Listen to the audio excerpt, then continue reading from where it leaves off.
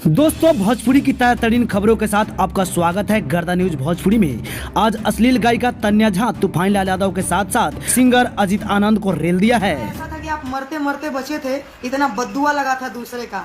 आपने ओपनली अंतरा सिंह जी को कहा था, काहे तू तो बड़े गारी रे, वो गाना एक बार जरा याद कर लीजिएगा, ठीक है। कि दूसरे के ऊपर उंगली उठाने से पहले एक बार अपने गतिमान में जरूर झांकिएगा कि आप कितने पवित्र हैं। भतरू से पहले दिले बानी गाने वाले आप ही हैं ना जी, काहे दूते तो बड़े गारी रे, ये भी गाने वाले आप ही हैं।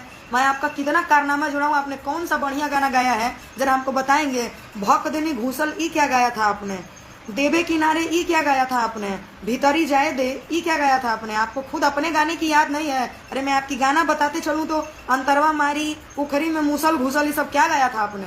आपको खुद याद नहीं है कि आपने कितना अच्छा अच्छा गाना गाया है?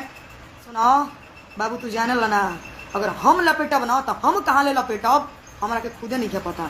और आप मेरी बात करते हैं, आपने भी गाया था ना जी, तनी सा जीन्स ढीला करो, पहला गाना था आपका अजीत आनंद, ठीक बा। जो बना जो खाई काका तो कहाँ तराजू में मारत जवानी हिलकोरा, जैसन मर्दा मंगू वैसन देव, केजरीवाल लेखा देव त राम देव लेखा देव त काका देव, ढोड़ी गहिर कैसे बा, ससुरा में कैल छिया छिया नैहरे से देखे आइल बिया, ये सब रउए गईले बानी, हम नहीं की गईले। हम बस एक गाना गईले बानी, 10 दे के 30 ला 20 दे के 20। बात करी, हमारे बाप हमार गर्मी ना शांत कर पाइल साहब।